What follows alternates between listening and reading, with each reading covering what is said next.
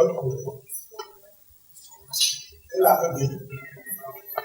Une fois, entre les deux pôles, nous sommes appelés à satisfaire les besoins, à relever les défis, à affronter les difficultés.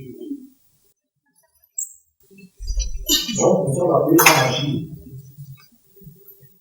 Pour que l'agir soit efficace, il faut la penser, il faut l'organiser, il faut la contrôler. Bref, il faut la gouverner. La gouverner, c'est analyser les besoins que l'on a, les planifier, les dérouler, les contrôler et les améliorer de façon continue. Bien évidemment, ça suppose qu'il faut mettre en place un certain nombre de règles, de lois, de principes. On analyse les tâches, on répartisse les rôles et les responsabilités, et qu'on réfléchisse sur comment gérer les ressources. Retour vers le futur. Un thème passionnant. Passionnant pour le penseur positif que je suis. Je suis un adepte de Napoléon Hill qui dit tout ce que votre esprit peut rêver et concevoir, sachez que vous pouvez le réaliser et vous le réaliserez. Nous allons faire un voyage dans le passé, revenir dans le présent et nous projeter dans le futur pour voir quelle forme de gouvernance les générations futures peuvent mettre en œuvre pour se réaliser. Dans le passé, voyons comment les penseurs positifs qui ont créé de grandes nations se sont gouvernés. Très tôt, ils ont compris que le monde dans lequel la gouvernance ou le défi doit se réaliser, quel est-il? Le monde de la connaissance. L'espace-temps, le monde des idées et de la pensée. Alors, ils ont rassemblé les citoyens autour d'un destin commun. Ils ont réparti les tâches en fonction des spécialités de chacun et chacun apportant sa pierre à la construction de l'édifice national, ils ont aligné sur des siècles des réalisations époustouflantes. Nous devons avoir l'humilité de reconnaître que, en Afrique, les choses ne se sont pas passées de la même manière. Nous avons connu 400 ans d'esclavage. À notre indépendance, nous avons hérité du système de gouvernance des grandes nations, système de gouvernance qui est quelque peu incompatible avec notre culture, incompatible avec les hommes chargés de piloter nos sociétés. Résultat, une soixantaine d'années après les indépendances, les choses sont faites, mais nous avons toujours des difficultés véritablement à prendre en vol du développement. Aujourd'hui, nous vivons dans un monde spécial, l'ère de la mondialisation. Les grandes nations, pour éviter les guerres désastreuses et destructrices qu'ont connues l'humanité au cours du XXe siècle, ont décidé de créer une humanité unique, une scène unique, sur laquelle les citoyens du désormais village planétaire vont compétir non plus sur le plan militaire ou politique, mais plutôt sur le plan économique, culturel, sportif. Tous les pays du monde s'activent pour prendre part à cette aventure humaine d'un autre genre. Bien évidemment, l'Afrique aussi s'organise Mais les intellectuels africains que nous sommes devons réfléchir et nous demander si dans le contexte actuel, avec le fonctionnement actuel que nous avons, sommes-nous vraiment capables de jouer sur une scène mondiale? J'ai passé une dizaine d'années à réfléchir sur cette problématique. La grande conclusion à laquelle je suis parvenu est que l'homme est le commencement et la fin de tout processus de développement. Et aucun développement ne peut se faire tant que l'artiste du développement n'est pas mis au cœur du développement. Alors, quelle gouvernance pouvons-nous mettre en place pour les générations futures? Je dirais rien de nouveau sous le soleil. Martin Luther King a fait un rêve merveilleux. Il a rêvé d'un monde dans lequel blancs et noirs marchent main dans la main et travaillent ensemble pour créer, innover dans l'intérêt de tous et de chacun. Ce rêve, nous devons le faire renaître. Encore une fois, pour le faire renaître, nous devons mettre l'homme authentique au cœur du développement.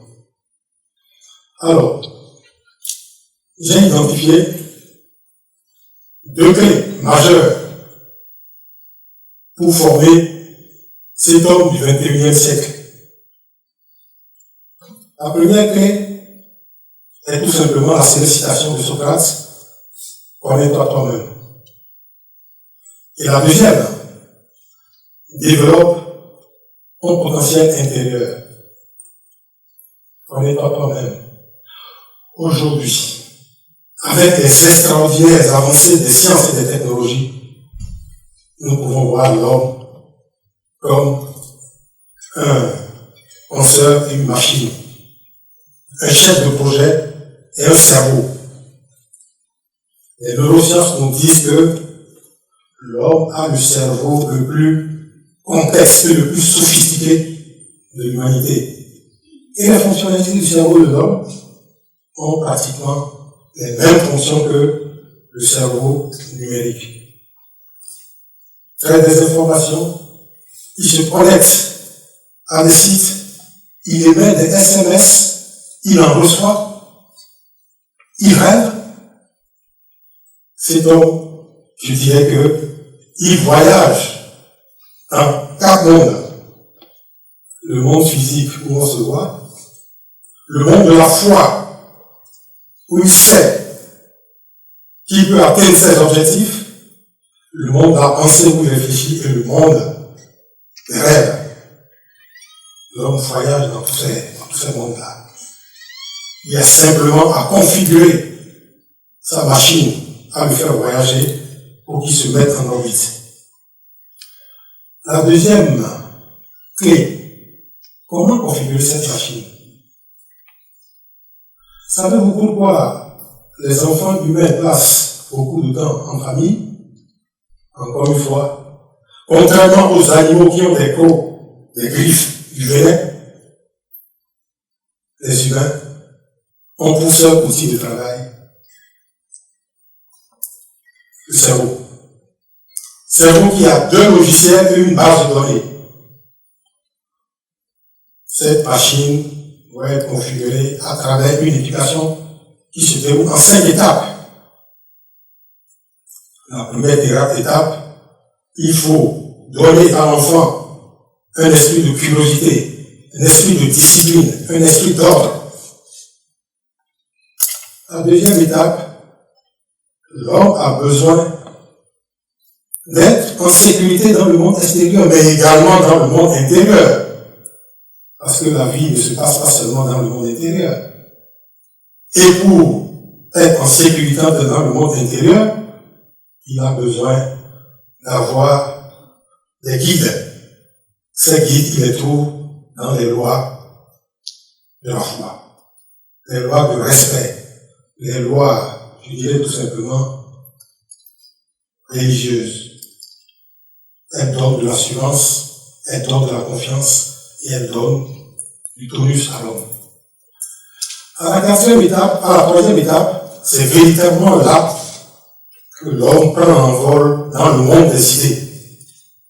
Il est capable d'imaginer des solutions sur 50, 100 ans, de les concevoir et de les mettre en œuvre.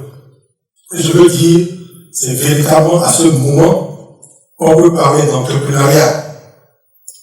Parce que le véritable entrepreneuriat, c'est la projection dans le futur et la réalisation dans le présent. Et bien évidemment, la quatrième étape, dès lors que le cerveau a passé ces trois étapes de façon satisfaisante, je ne sais pas si vous connaissez l'allégorie de Platon, de nouveaux horizons s'ouvrent dans la tête de l'homme, car tout se passe dans nos têtes. Le ciel et la terre sont dans nos têtes. Je voudrais dire que l'enfer et le paradis sont dans nos têtes. Et nous devons apprendre à gouverner ce cerveau. Je vais oser un voyage dans le futur. Imaginons que nous nous retrouvons en 2070. L'Afrique et les amis d'Afrique ont pris sur eux de réveiller ce continent, de le mettre en orbite sur le chemin du développement.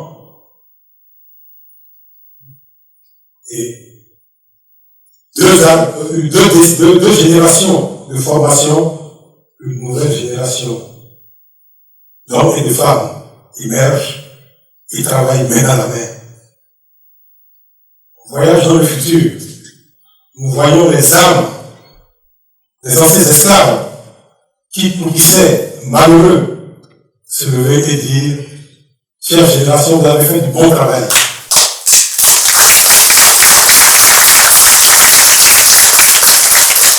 Nous voyons Martin Luther King sourire et dire, il était temps.